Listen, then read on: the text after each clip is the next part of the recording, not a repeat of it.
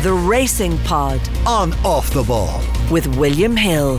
Who you got? 18 plus. See gamblingcare.ie. Welcome to episode 32 of the Racing Pod on Off the Ball with Duggan and Johnny Ward. Remember, we're here every week with analysis, race previews, tips, stories, interviews and the crack. The first half of the pod each week is free to air. The second part exclusively for members. So be sure to sign up by going to offtheball.com/join. And this week for members, we'll focus on the races beyond the eclipse at Sandown.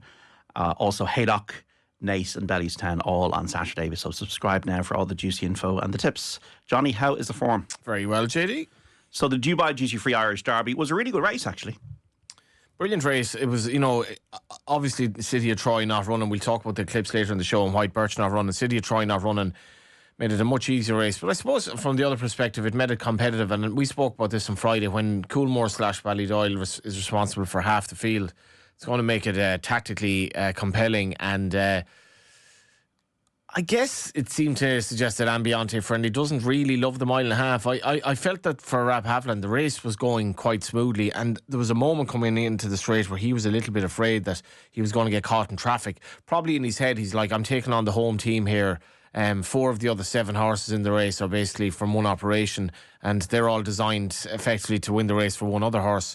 So I'm afraid of getting into a pocket. Kind of what happened to him then as the horses came back, they were making the run, and he sort of got to the front too soon, I think. And I do feel if the race were run again, I wouldn't be discounting him beating Los Angeles. But Ryan Moore rode a very good race in Los Angeles, rode the horse for the first time. Bit of chat afterwards from Aidan O'Brien relaying that Ryan Moore said he's a bit more class than going down the Ledger route. I'm not sure about how much class he has. Like, he was a Derby third who won the Irish Derby. For me, I'd be stepping him up to the Ledger. But it was a great race to watch. And as much as we decry that the Irish Derby isn't what it was, we had a strong French influence in the end. We had a very good betting race where we had 8 runners and we 2 sort of well-fancied horses at the head of the market. And we had Ryan Moore winning the race as well on Los Angeles. So I thought it was a cracking race to watch. In terms of quality Irish Derbies, it was probably bang average, but in terms of memorable Irish Derbies, it was up there. Well, every horse does run on its merits, though. You've had a shocks from the Aidan O'Brien stable win the Derby as well. You've had both Irish and English Derbies. But I have to disagree with you a bit there. I think sometimes, like when he says, we're going to run, a horse, he's going to go out in front under Declan McDonough, he's going to make the pace, he's euphoric. And Euphrates was in the race, and I was tipping him up a little bit, but I wasn't really sure where he'd be placed in the race. And he ended up running okay, but he didn't. I feel that the talk that they had before the race would have been a lot different if City of Troy were running the race, if that makes sense. And should you be allowed to run pacemakers that are clearly there to run as pacemakers? For me, it's a benign kind of play on the rules. I don't know what you think of it. It ensures a good pace much of the time. Yeah, pacemakers, though, can win. And they can win. That was the Emmett McNamara horse who won at Epsom. Look, it's the case that Los Angeles has got the best jockey on. They probably feel if the race all falls into play, that Los Angeles might have the best chance at the end. But I still don't think that means that the other horses aren't running to their merits. And if Los Angeles flops, the other one is going to pick up the pieces. Well, that's it. And on a soft, there's a soft ground one a few years ago that just fell into the hands of Seamus Heffernan. Yeah, I think it was Capri. Yeah, that's right. We've had Henri Matisse was a second string for Aidan O'Brien in a juvenile race. 8-1. So do you remember if you cast your mind back to you getting the original jockey bookings on this, and that stuck in my head over the weekend because Ryan Moore was originally down to ride on. Aidan O'Brien said he put Ryan on the wrong one.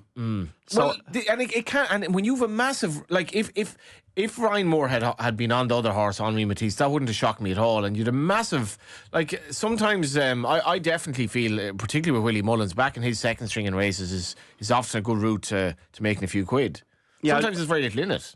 I know what you were talking about. There's a degree of tactics around it, but I do think that, I suppose I just want to get across that it's still straight within that compass. Yeah, well, in fairness now, in the States, they couple horses that are under the same ownership for good reason because, if there's an implication that if the owner has 2 in the race, like, one of them might be doing the donkey work for the other. And, I don't really have... Racing isn't 100% straight. Like, horses are not always 100% fit. Horses are not always 100% running on their merits. Horses are getting handicapped. Sometimes horses run as pacemakers. It is what it is. It's not the end of the world.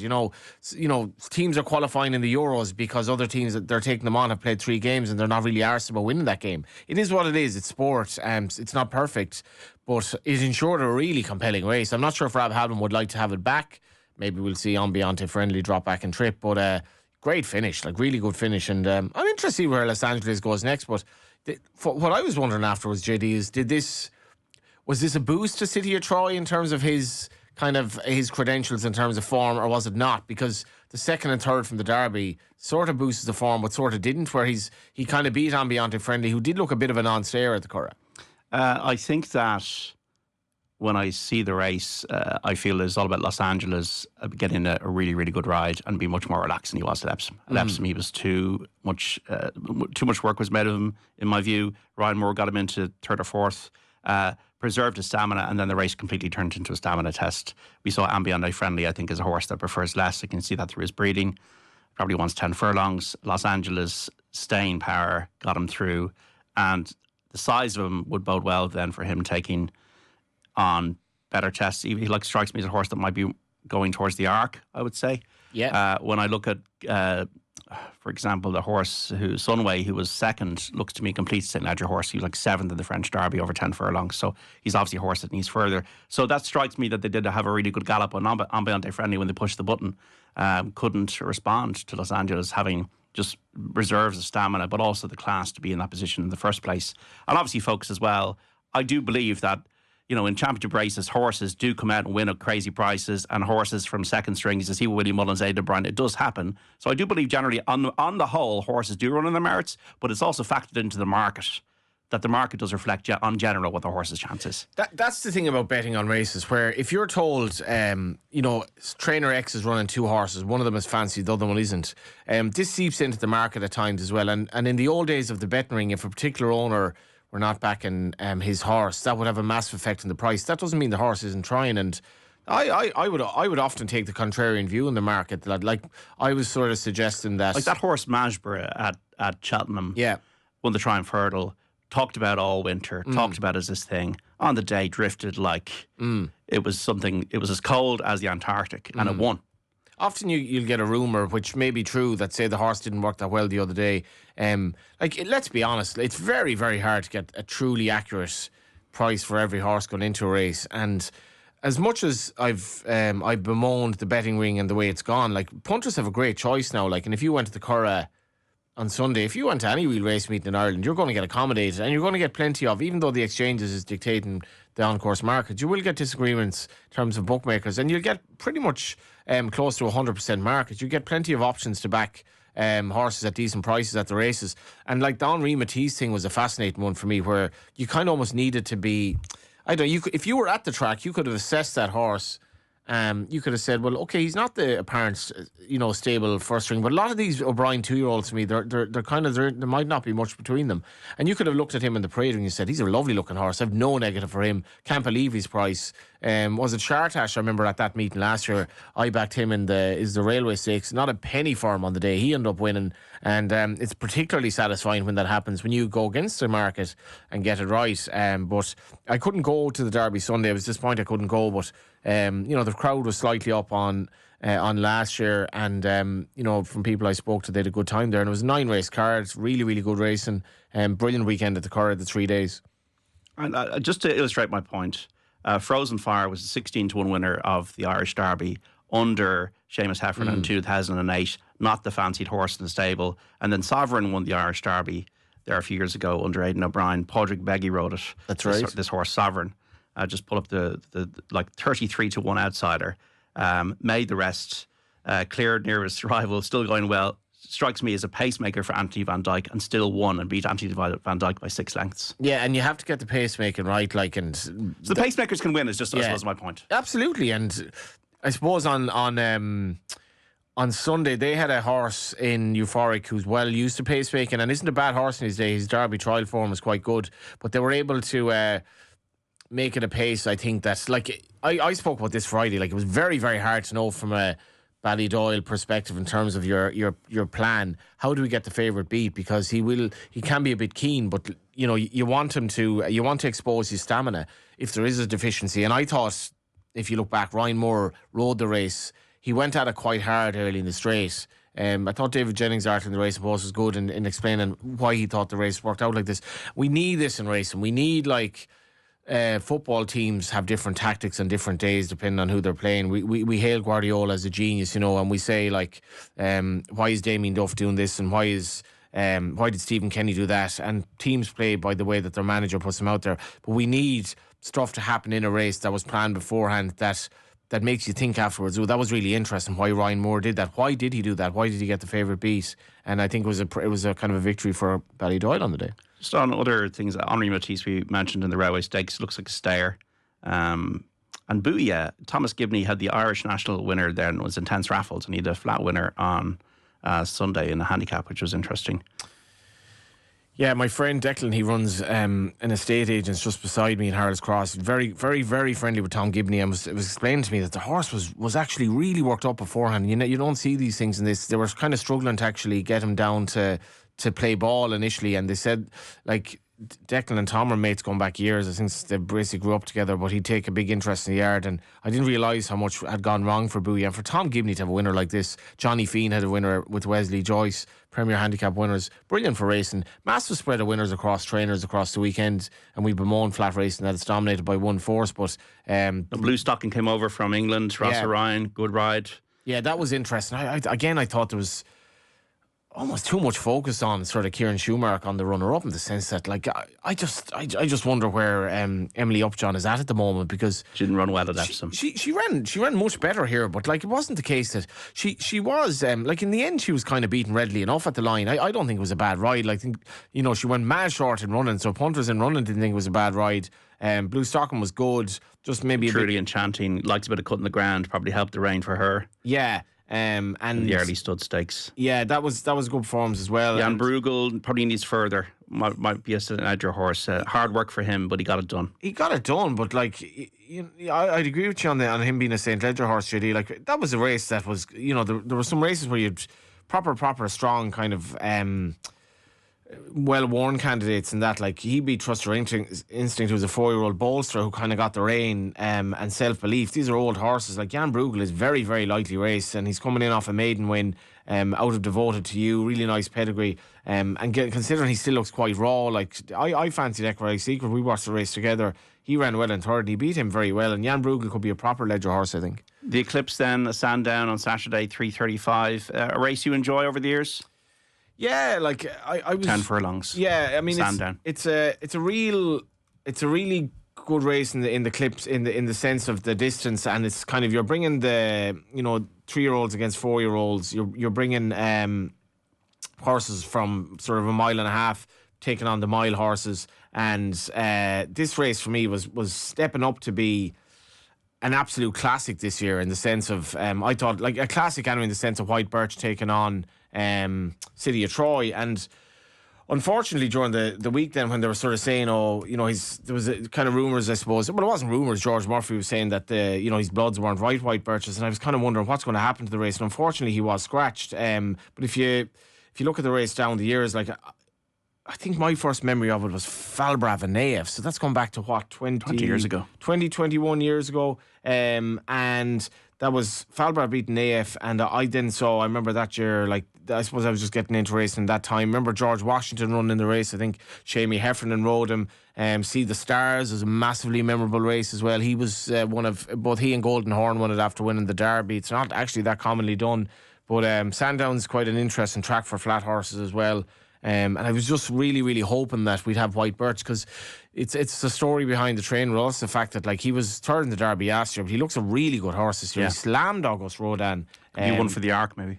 Could be one. I think he is. I mean, I think I've tipped him up here in the Lang. We'll see what happens with her. But just looking at some other winners of the race that I might have forgotten to mention. Paddy Moss, Mill Reef. Yeah, going way back. Brigadier Gerard, Sadler's Wells. Ulysses was obviously the Dancing sire Brave. now of White Birch, won the race. Paddington last year, who was in amazing shape at that Giants time. Causeway was a great Giants winner. Causeway, Mount Daylamy. Nelson, Daylamy, Hawkwing was amazing in the race as a 3-year-old. And obviously See the Stars now, that's 15 years ago. But just a shame that we haven't, it was going to be almost like an Irish dominated field this year, but Aidan O'Brien declaring 2 was a bit surprising to me. Have you been to it before?